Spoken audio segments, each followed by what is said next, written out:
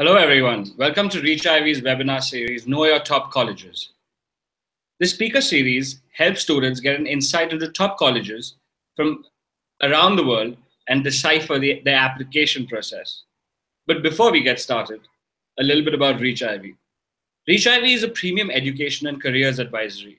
Over the last 6 years, ReachIvy has established a strong presence among distinguished leaders in the education space. ReachIvy has successful admits across schools globally, from INSEAD and LSE to Harvard, Columbia, and Stanford, and have been featured in Business World, Economic Times, Education World, and more.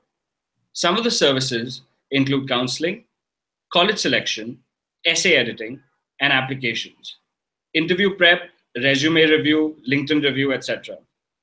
So a little bit about myself. I'm Sham Gursahani, a senior counselor at ReachIvy and the co-founder of Albatross Digital, a marketing services company serving brands in India and across the world. I have completed my MBA from the University of Cambridge, Judge Business School. Today, we have a very special guest with us, and I'm very excited to introduce Michael Lippert, the Associate Director of Admissions at the University of Michigan, Ross Business School. Hello, Michael, and welcome to our webinar. Thank you for having me. It's a pleasure. A little bit about Michael. Michael Lippert is an Associate Director of Admissions at Michigan Ross. Michael has been on the Ross team for 2 years, and his recruiting focus includes students from the Indian subcontinent, the Middle East, and the partners community at Ross. He is an 08 alum of the University of Michigan, and before returning to Ann Arbor, managed youth sports programming at a number of different organizations, including the United States Golf Association and City Parks Foundation in New York City. Before joining the team at Ross, Michael worked with the Alumni Association for the University of Michigan and saw the power of the Michigan network come to life. Michael's wife graduated with her MBA from Ross in 2015, so he has an intimate sense of Ross student life and the culture of the school. Wow, that's awesome, Michael. Yeah. We're truly looking forward to our talk today and to learn more about the MBA program in Michigan and deciphering the application process and understanding the admissions criteria. So thank you again for joining us. Before we start our questions, you mentioned that you'll be coming to India soon. I am. So I'm really excited about this, and thanks for asking. The University of Michigan is one of the oldest schools in the United States. We're celebrating our bicentennial this year. So it's an incredibly exciting time at Michigan. The only international celebration of the bicentennial is happening in India because we have such a excited and interested group of alums who have been really vocal about this. So the business school dean, the law school dean, the engineering school dean are all coming to India next month. So I'll be joining them for the celebration. But leading up to the celebration, we'll have events in Mumbai, Bangalore, and New Delhi on November 14th, 15th, and 16th. So I hope everybody can come see us in person, and most importantly, talk to some of our alums in person. That's an important part of this process. I'm sure the students are going to all right, so let's just jump into our questions. I'll start with my first. This is about the university. Could you share with us a bit of background about the University of Michigan, and Ross Business School? Yeah, I'm happy to. Like I said, a long history of the university. And something to know about the school is, there's over 100 graduate programs at the University of Michigan that are ranked in the top 10 in the world. So, if you're coming into the Ross MBA program, you're also coming into an ecosystem and a larger network of alumni that are incredibly impressive. And that becomes your network going forward. So, it's not just that the business school is really strong and everything else is just okay. This is an incredibly strong, it's, one of the 2 or 3 public universities in the United States that's most well known and has always been the most prestigious. We are in Ann Arbor in Michigan. It is a small college town setting, but I could tell you, coming from New York City, there's a lot to do here, and I don't miss the big city because of Ann Arbor being so cultural. It's known as, one of the safest places in the United States and the highest quality of life. We're known as the most educated city in America, so I think the school feeds off of that, and that's a really good place to surround yourself and enter into your graduate work and be a part of that community. There's also the most restaurants per capita of any city in the United States. So we're a real cosmopolitan city for a small town. And, in talking about Ross, I think, from the very beginning, Ross has been a business school that believed in creating leaders who are going to make a positive difference. I think every school talks about making an impact or what positive business looks like, but we feel really strongly about that. And it's going to be a part of our program throughout your time in the program. Our dean's always talking about that every problem that the world is facing today, business must have a seat at the table to help solve that problem. And we want to create leaders and alums who are going to work on that. So, if you're interested in making an impact and making a difference, I think our program definitely stands out as one of the best to do that. That sounds fantastic. So you've covered location, you've covered history, you've covered philosophy and mission all in those couple of minutes. What I was really interested in is so many restaurants, huh? Being a foodie, it's like, it's amazing. Anyways, sorry, go on. We're like a Midwestern food capital. It's really nice. I can't wait. So now let's talk a little bit about the program. Could you tell us more about the MBA program itself at the Ross School of Business? Absolutely. So, the other thing about the ethos of the school that's most important, and if you've done any research at all about Michigan, you've heard this a bunch of times already, but we are an action-based learning school, or this idea that you learn business best by doing business.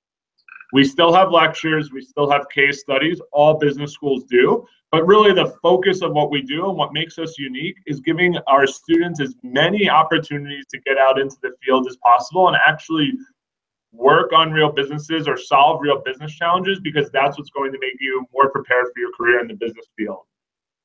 So at a high level, we do have a general management curriculum. We've always been a general management school. We feel strongly that tomorrow's leaders and the most successful, those who are most successful in recruiting will do best by having a cross-functional background. Business is no longer this vertical where you specialize in one area, but that you're prepared to work cross-functionally and be a leader across different functions in your industry. So that's why we have a general management curriculum. It's a core curriculum of strategy, finance, accounting, etc. And then your first year ends with the MAP project, the multidisciplinary action project. There's no other class or program like it in any other business school you might be looking at. You actually don't go to class for those 7 weeks. You spend 7 weeks full time as a consultant to a top company around the world. The core really builds you up to prepare you for this, and it's like having a second internship. Particularly for international students, it's an incredible way to get U.S. work experience on your resume before you even have a formal internship. So that's really an important part of our program. And then the second year is actually totally the opposite. It's incredibly flexible, and you design your own path. You can take up to 3 classes outside of Ross at any of our graduate programs, and take any classes you're interested in fulfilling, and take advantage of our world-class faculty in a number of different areas. I mention that because the school does have a strength in consulting and tech. Those are our 2 most common industries, but what I love about Ross is this is a place where we're strong in everything, and we're actually U.S. News and World Report ranked top 10 specialties in MBA programs, and we're ranked in the top 10 of 9 of those top 10. We're one of only 2 schools in the world that can say that. So you're coming into a place where you can focus on something that you're excited about or going to be recruiting in, but also really gain a ton of expertise and thought leadership in a different area as well. Wow, that's fantastic. So, you spoke a lot about the way Ross does things differently. There's a lot of curiosity among students on what a classic day would be like. In the MBA program. You've just thrown so many things at them. So what a classic day looks like, describe it for us. Maybe you could even classes, professors. Yeah, that would be great. So, I'll talk about this at a high level for a second, because I think it's important to wrap your head around what makes Ross a little bit different than some of the other U.S. schools students might be looking at.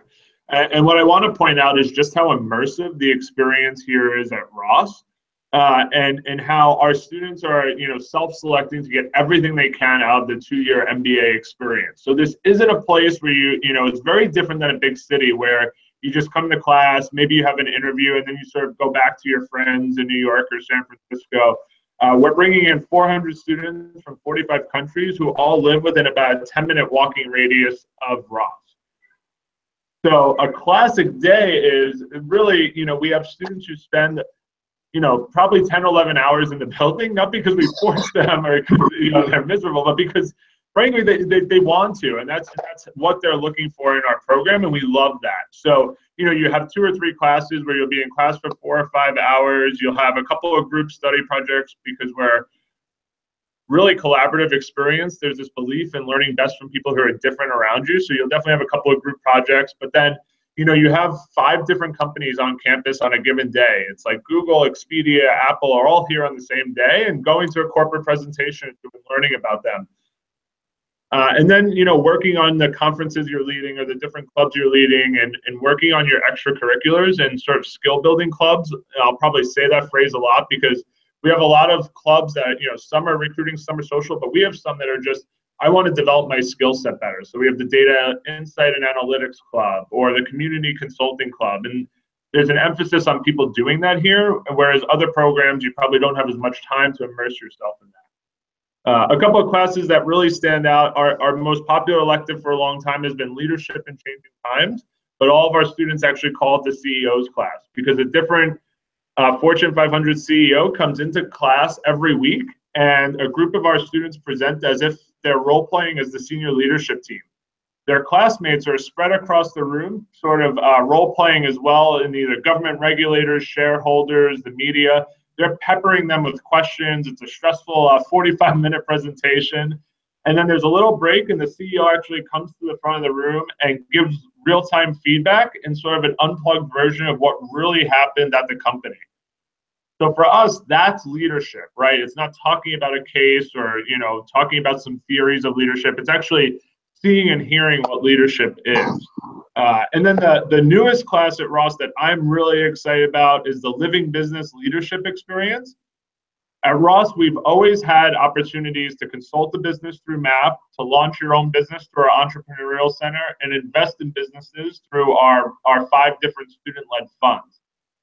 No other business school has ever allowed students to actually run a business for a real company. So we've actually partnered with 3 companies this year, a luxury watchmaker here in Detroit, Ford Motor Company, and a real estate firm, where our students are going to be living at actually managing a whole new product line for that company. So from start to finish. And so there'll be a marketing team, an operations team, a finance team, and they're reporting directly into a senior vice president or the CEO of that company. So that's going to keep expanding in the future, and we're expecting 5 projects in the winter. So that's sort of a snapshot, I think, of what action-based learning really means. That's actually fantastic. I mean, it all sounds so interesting. You mentioned a couple of things. You mentioned, students spending 10 to 11 hours a day at the school itself, interacting with each other. So what's the kind of infrastructure, or should I put it better, facilities, available to students in general? And you also mentioned entrepreneurship. So, taking from, for students who want to switch careers or pursue entrepreneurial interests while in the program. Right. Great question. So I'll mention one stat that I think is really important here. 88% of our full-time students are making a career switch of either industry or function. I think here in the US, Ross is really known as a program that has an incredible track record and is a great place for career switchers. I think part of it comes back to what I was saying before, in that we have a core curriculum that builds up to the MAP program and really gives you that exposure, to what a company is looking for in recruiting. And so MAP is important for career switchers because if you're making a really big career pivot, what better way to understand what this industry is like by doing a 7-week full-time project with a high-end deliverable, and having that experience and putting that on your resume to talk to recruiters about. So our program really, it's mandatory for every student to go through that process to get a feel for, what is it really like in that industry, and helps prepare them for recruiting. I think the other thing I'd point out from the recruiting side of things, it's hard for a career switcher. What is it like case interviewing and consulting, or what is the jargon in tech, right? It's complicated. So the thing that we do in career services that I think is incredibly unique, we all have good career services. All the schools you're talking to, they should. But for us, we actually hire 70 peer coaches. They are the MBA second years who got the best jobs and internships, and they follow a curriculum where they lead first year students in a group of 4 or 5. So instead of sitting in an auditorium of 400 students hearing about a resume, you're hearing from somebody who is in tech as a product manager at the company you're interested in, a group of 4 students breaking it down for you and saying, here's how my cover letter looks. Here, let me mock interview with you, or let's work on your resume and go through your odyssey as you prepare for that interview. So I think for me, that's our real differentiator, and that makes career switching a whole lot easier, having that level of support here at Ross. The last thing I'll mention is we do have the Zell-Lurie Institute. I could probably talk the rest of the time about what they do, but they're our specialty entrepreneurship center. So we have entrepreneurs in residence who are career-long entrepreneurs who've started multiple successful companies who advise our students on how that looks and gives them support. They also have an incredible amount of funding available. So if you want to spend your internship working on your own business or working for a startup, they have special funding so that you have the same salary that your classmates have in consulting. And they also give money for starting your own business. Our students often talk about it's free money, like discovery phase. Here's $1,000 to sort of just think about it and put together a business plan. What an opportunity, right? And there's also a number of seminars throughout the year, so you don't have to actually take a full class, but there'll be an hour or 2 hour seminar taught by faculty on how to raise funding or how to write a business plan. So you can do that on the side as well. So there's a lot of support there. That's amazing. I'm sure all the entrepreneurs out there are gunning for this. So what's the class profile like? Can you share with us specific statistics with regards to to what you're looking for in your incoming class? Yeah, I'm happy to. Keep in mind, I'll caveat this, I guess, but it always shifts a little bit. But I'll happily share last year and give some insights. Last year our GMAT average in the class was a 716. It was a pretty strong jump from the year before, and we're proud of that. The 80% range was a 670 to a 760. So obviously there's some room in there. To be fully candid, and because I know somebody listening probably has this question, Indian students are, always worried about GMATs and know it's competitive. And, I think that's a reality. And I think it's fair to understand that and think about that and, say, I want to at least be at the average of the class so that, it's not held as a negative in my application. And, and if it can be an anchor of my application, I could be higher, that'd be great. And it'll definitely help. I think a big thing to know is we recruit a lot of diverse backgrounds. So we care, it's not like we're looking only for bankers or those with previous business experience. Only a third of our class has traditional business background from undergraduate work. A third of our class is engineers, and a third of our class come from humanities backgrounds. So think of that as a strength in your application, and we look for that. We really believe you learn best from people who are different around you. And we have a range of experience. The average in our class is about 5 1/3 years. So we're a little on the older side. I think the industry is trending a little bit younger and maybe towards 3 or 4 years. We're everything from, say, 2 years to 15 years. People making a really big career switch, and we're open to that. I think if you're on the younger side, there's an emphasis on showing the quality of your work and the impact that you've had. There is no minimum. I firmly believe that, but I think you have to realize you're competing with thousands of applicants with maybe 5 or 8 years of experience and leadership. So how do your 2 or 3 years stack up? And really giving us insight into that. Last year was the highest number of women in the class at 43%. It's one of the highest of any business school in the world. We're incredibly proud of that. I think I already mentioned this, but there's 45 countries represented in the class. So a lot of diversity in many ways. Internationally, we were at 33% last year. So there's definitely a strong international community at Ross. India is one of the largest incoming countries, if probably not the largest. It changes once in a while, but I'll mention here as a fun thing, actually, the most popular social event at Ross is the Diwali party. They sell about 500-600 tickets every year, so it gives you a sense of how much passion there is. Quickly point out is how many students have significant others at Ross. It's close to 30% have a significant other or family, and I think we're a really supportive school and culture for those coming with a significant other. You're talking to one of them, and I love my experience as a significant other here at Ross, and I think it's a special place for that too. So a couple of other pointers. Students are concerned about their undergraduate GPA. They question us quite a bit. The other thing is, do you accept GRE scores, and is there a range for that?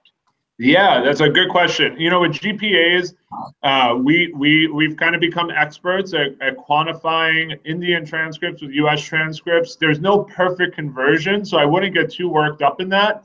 And I'd also remember your GPA is your GPA. Control the controllables throughout this process, and don't obsess over things you can't.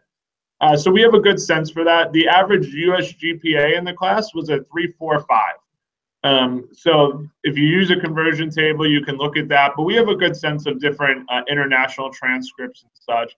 We absolutely accept the GRE. The highest percentage ever in our class last year took the GRE at 20%. So it's definitely becoming more and more common. For the first time ever last year, we printed an average GRE score. We used to actually avoid it because the sample size was a little too small, in my opinion, and it was difficult to get a range for it. But last year, we did print an average. It's a 159 in both quant and verbal is the average GRE score, to give you an idea. Thank you. Thank you so much for that. You've already spoken about student background, but a lot of students still come to us and they speak about fit. They're very concerned if they have the right traits or they have the right community or leadership experience. To fit with a particular school. So what do you have to say about that for Ross? Yeah, we care a lot about that because, I think one of the biggest differentiating things about Ross is our school culture. And so fit means a lot both ways, and we want people who are going to fit with us and be a part of our community. So we care too. The first thing is something I've talked about already, but I can't emphasize it enough, is we are a learning by doing culture. So we want people who want to be out there in the field, out there interacting with others, experiencing things. If that's how you learn best, this is the place for you. But that there are also people who may work really independently or just want to be on their own studying and really, narrow focus for themselves because that's how they succeed. There are people who succeed that way, but they're just probably not the best fit for Ross, to be honest. We're a really collaborative community where people are constantly interacting with each other and supporting each other. You have to be willing to work with others. We want you to communicate well with others, be able to give feedback to people, be able to take feedback and adjust your style when you're in a team with people who have different backgrounds. So part of what we do that's really unique, I should mention here, is we are one of the only schools that has a group interview. It's called the team exercise, and you must be invited to it. I'll be hosting it in round 1 in Mumbai, actually next month in November. But this is all about getting a sense for how you collaborate, how you talk and interact interpersonally with others, because that's really important to us. And then, a couple other quick things is people who go the extra mile, who really, want to be involved and take leadership roles and immerse themselves in activities. This is a place where people, like I said, spend a lot of time in the building and go out of their way to bring something to the community and make it better than it was before. I hope that doesn't sound cliche, but that's just the way we are. It's people who love the school and really take it a step further. It's not just about getting an MBA and a good job. That's a big goal, but it's also, I think, about pushing yourself and making a real strong connection with each other. We have the largest alumni base in the world, the most number of alums, but we also have the most passionate ones. It's because they spend a lot of time with each other doing that. So we're looking for people who care about that. And the last thing I'll say is we're competitive to make Ross better and the school better, but we're not cutthroat with each other. this is not a place where people sort of elbow each other out of the way, or like there's only 3 consulting roles at McKinsey, so I'm on my own. It's actually quite the opposite, where people are helping each other. So I think people who are okay with that and are looking for that culture too. How much importance do you give to community experience? Yeah, I mean, a ton. I think, and I wouldn't put it just on your application just to make a long list. I think we're really looking for specific one organization or one example in your workplace where you really changed and impacted the community. I'll probably talk about this in a minute about essays, but that's some of the things we're looking for is, people who've made a difference. And I think it's more quality over quantity, but it really does matter. Thank you for that. So, like you said, moving on to the application, could you talk us through this year's application and the process? Yeah, absolutely. I like to think, and I've heard this from applicants before, so I'm not just saying it myself, but I like to think we're a really straightforward application. We try to make it as really, we know this is a complicated process for everybody, so trying to make it as easy as possible. One way we do that is we only require one recommendation. We feel strongly about that, and we think we get everything we need from that one recommendation, so don't feel like you need to submit another one at all. But since we do have one recommendation, I would highly recommend you select a supervisor of some sort. It might be a former supervisor if it's not comfortable with your current one. But I think that's really important to give us that snapshot because we don't ask for 2 or 3 like some other schools. We did change the essays up a little bit this year. It's the same word count, but there's a couple more questions. It used to be 1 like medium to long answer. Now we have 3 short answers. We did that, frankly, just to better understand more examples of the leadership experiences you've had, what you care about, what you value. Unfortunately, in the admissions process, we have thousands of applications and can only interview a certain, hundreds, right? And the only way to get to know who you are and something about you is through the essays. So we wanted more opportunities to really learn, some of the things that you care about, maybe outside of work and more than just the test score. So those are the big highlights that were changed this year. Great. Anything you want to tell us about the deadlines? Anything about when people should apply? Yeah, well, I'm glad you mentioned that. Thank you. So round 1 has passed. So don't worry too much if you didn't submit in round 1. I really tell people all the time, I feel like Ross is different than some other schools and not putting as much pressure on round 1.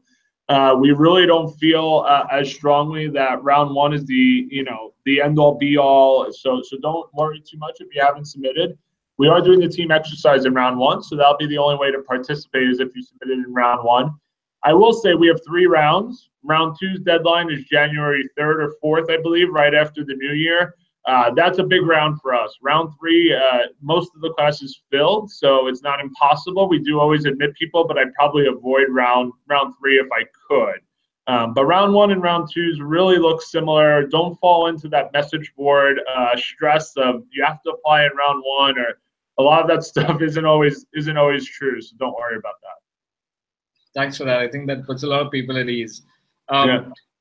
Talking about, we get a lot of students every year at ReachIvy who are reapplicants. So, the previous year they applied on their own, and, this year, they're really committed to joining Ross. And, right. They reach out to us, at ReachIvy. So any advice, for students who are reapplying, any do's and don'ts? Sure. I'll focus on the do's, I guess, or maybe make sure you do them so it's don't. But, we do ask for a new recommendation and a new resume. So in terms of the recommendation, I'll start there.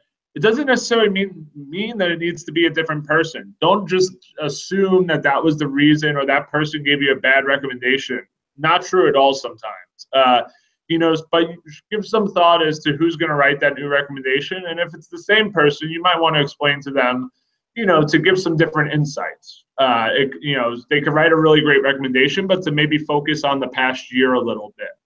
Your new resume should definitely highlight some of your growth. If you've had a new role, a new big project, in general, any reapplicant should be really self-aware and say, what might have been the weaknesses in some of my, in last year's application. I might have been really close, but what might have held me back?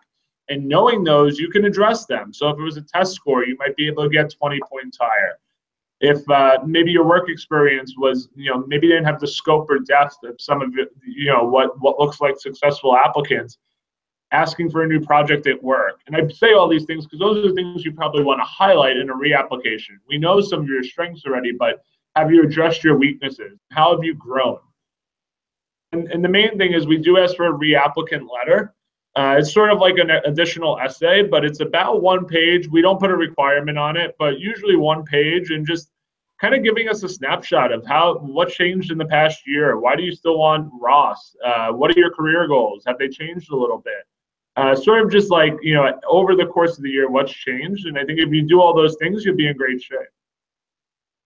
Great. Another question that reapplicants ask is, so some of the reapplicants obviously didn't get through to the interview stage at all, but some have got through the interview stage and then been rejected. So anything they need to know? That's a good question. I think most importantly is, the questions, right? Honestly, they're not going to change for the most part. It's a fit interview. We want to learn about you and your experiences. So, I think really being prepared, and you can be concise in your stories if you've had the interview before, and really give some thought to that, and then just be prepared. Because we probably will take a look and say, hey, last year in your interview, you said you really want to do consulting, and here are all the reasons why, and you're ready for it. And then this year you're trying to go into marketing. What happened? You want to, we are going to take a look at that. So just give some thought to that. Okay. Moving on. Let's talk a little bit about financial aid. So is there any type of financial aid available to international students applying for the program? If so, could you tell us more about who the ideal candidate would be? Sure. I'm glad you brought this up. I feel like Ross is really straightforward with this, and I'm really passionate about it because I want it to be simple as it should be. The financial aid is entirely merit-based. We don't ask about need at all of any of our students. There's a couple of things once you're in the program if you do have need. But for us as an admissions team, we're purely looking at merit. So the very best applications get the most and best scholarships, right? So I remind students, by the way, if you took the GMAT once and you did really well and you feel good about it, but you could do 20 points better, you might owe it to yourself to do that for scholarship, to be honest with you.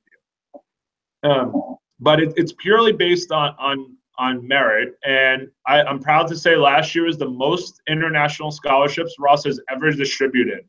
It's 35% of the international students in the class of 2019 received a scholarship. So we feel really great about that. And that's everything from about 20% of tuition over both years to a full tuition over both years. So there are some really significant scholarships to be had. And again, the most ever before. I think part of that was how we felt about the international geopolitical climate right now and coming to the US. And we felt it was important to extend that support to international students. And I expect us to do that again, to be honest.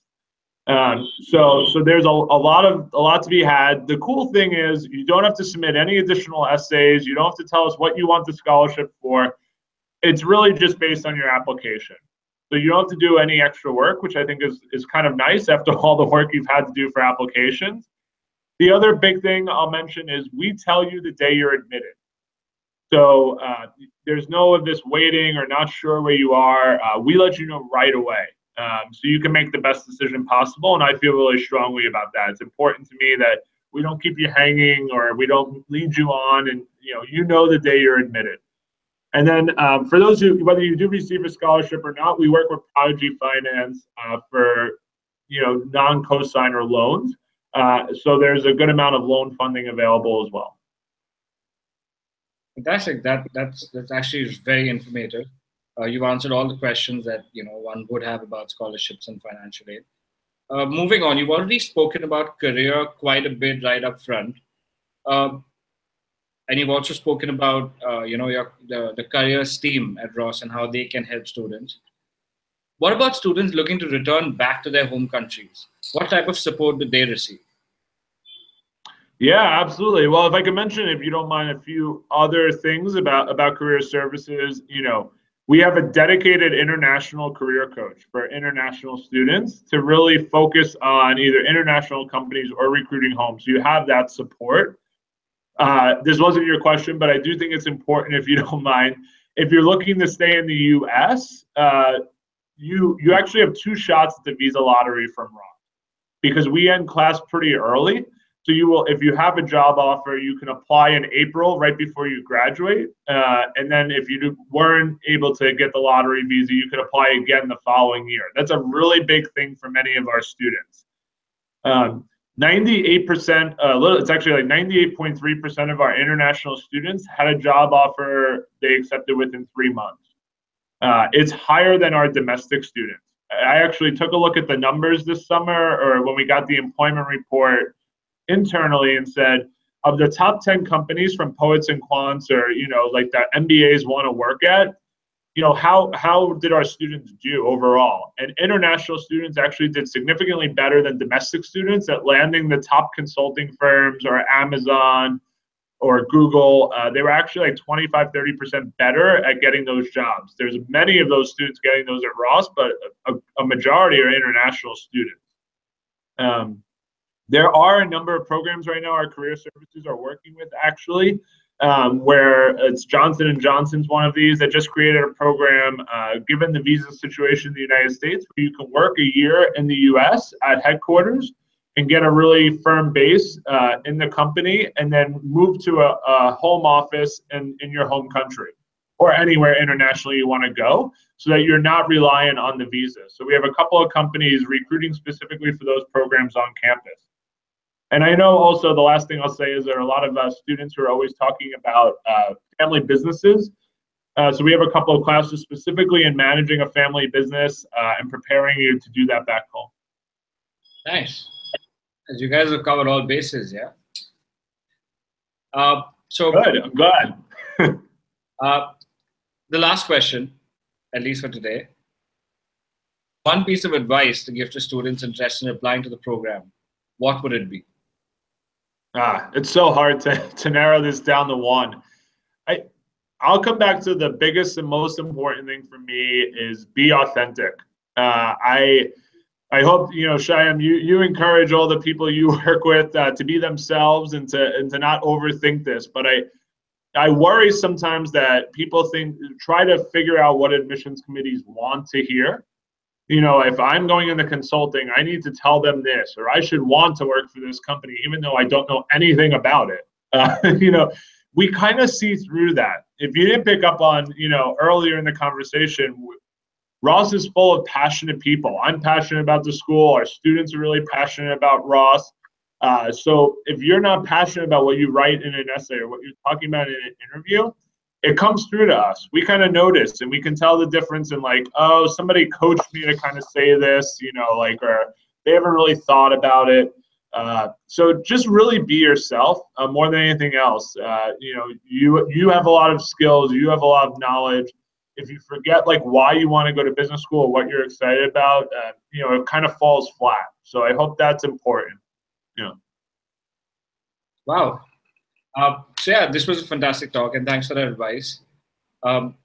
You've actually given us a very good and in-depth understanding of Michigan, the program, and everything else, from financial aid to career. It was really nice talking to you. And again, thank you so much for taking the time out to share all this knowledge with us. I'm sure the students are really, really, looking forward now to applying to Ross. For those who are part of the webinar, thank you so much for joining us today.